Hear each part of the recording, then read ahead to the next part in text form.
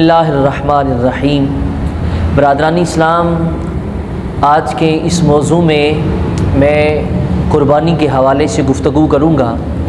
لیکن ساتھ ہی ساتھ میں آپ کو بتاتا چلوں کہ جو آج کے موضوع میں قربانی ذکر ہوگی اس سے مراد وہ قربانی نہیں ہے کہ جو مسلمان ذو الحجہ کے مہینے میں جانوروں کو ذبح کر کے حضرت ابراہیم علیہ السلام کی سنت کو زندہ کرتے ہیں، اس قربانی سے میری مراد نہیں ہے۔ میں جس قربانی کا ذکر کروں گا اس قربانی سے مراد ایسی قربانی ہے کہ جو ہم ہر روز سر انجام دیتے ہیں، لیکن ہمیں وہ قربانی نظر نہیں آتی، اور شاید بہت کم لوگ ہیں کہ وہ جو اس قربانی کو سر انجام دیتے ہیں۔ میری آج کی اس گفتگو میں قربانی سے مراد وہ قربانی ہے کہ جو مسلمان صبح سردیوں کے موسم میں اپنے نرم گرم بستر لباس کو چھوڑ کے اللہ کریم کی بارگاہ میں حاضر ہوتے ہیں، اور پھر اگر گرم پانی کی سہولت میسر نہ ہو تو ٹھنڈے پانی سے وضو کر کے اللہ کریم کی بارگاہ میں آتے ہیں، ان کا یہ ٹھنڈے پانی سے وضو کر کے آنا اور اپنے نرم اور گرم بستر کو چھوڑ کے مسجد میں آنا کسی قربانی سے کم نہیں ہے۔ ایک واقعے کی طرف لے کے چلتا ہوں۔ ایک بادشاہ تھا، اور پرانے وقت کے جو بادشاہ تھے ان کا یہ معمول ہوا کرتا تھا، جو اچھے اور نیک بادشاہ ہوا کرتے تھے ان کا یہ معمول ہوتا تھا کہ وہ جیسے ہی جو رات ہوتی تو وہ اپنا بھیس بدل کے اپنی رعایا کے حالات معلوم کرنے کے لیے نکل جاتے۔ کچھ ایسا ہی ہوا کہ ایک بادشاہ تھا، اس کی رعایا میں ایک شخص تھا جو کافی کمزور اور مالی لحاظ سے بہت ہی جو ہے وہ غریب گھرانے سے تعلق رکھتا تھا۔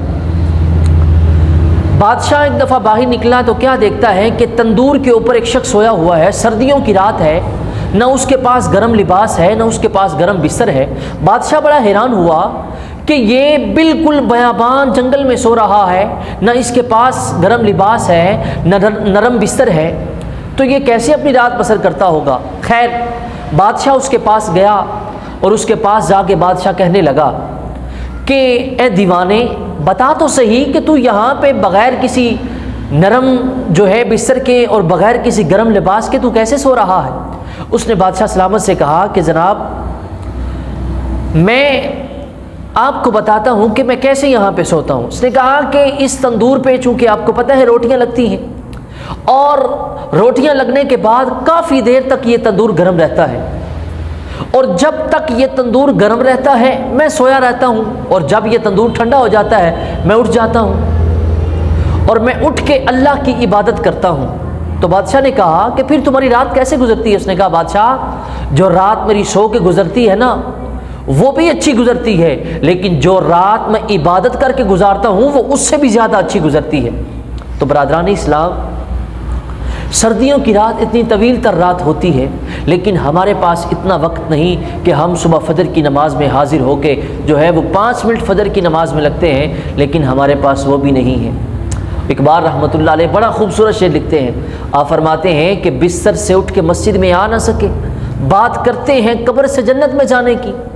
تو برادران اسلام، ہمیں چاہیے کہ ہم کم از کم جو ہے وہ نماز پنجگانہ کی جو ہے وہ عادت اپنائیں، اور بالخصوص جو ہے، اور یہ صرف فجر کی نماز میں قربانی نہیں ہے، اب ظہر کی نماز کا وقت آتا ہے تو جو احباب کام کاج میں مشغول ہوتے ہیں وہ اپنے کام کاج کو چھوڑ کے، اپنی کمائی کو چھوڑ کے اللہ کی بارگاہ میں حاضر ہوتے ہیں، ان کا یہ اپنی کمائی کا ذریعہ چھوڑ کے مسجد میں آنا یہ بھی قربانی ہے۔ پھر عصر کی نماز کا وقت ہوتا ہے، اس ٹائم انسان کو ہوتا ہے کہ میں تھوڑی دیر جو ہے وہ سو لوں، تھوڑی دیر جو ہے وہ میں جو ہے آرام کر لوں، لیکن ساتھ ہی جب اذان کی آواز آتی ہے وہ مسجد کی طرف نکل آتا ہے، اس کا نیند کو چھوڑ کے مسجد کی طرف آنا یہ بھی اس کا قربانی ہے۔ پھر مغرب کا وقت آتا ہے، اس کا دل کرتا ہے کہ یار میں اپنے دوستوں کے ساتھ گفتگو کروں، میں اپنے دوستوں کے ساتھ کچھ جو ہے وہ اپنی روزمرہ اور اپنے دن کے کچھ واقعات بیان کروں، لیکن ادھر سے مؤذن کی آواز آتی ہے، وہ اپنے دوستوں کو چھوڑ کے مسجد میں تشریف لاتا ہے، اس کا یہ مسجد میں آنا بھی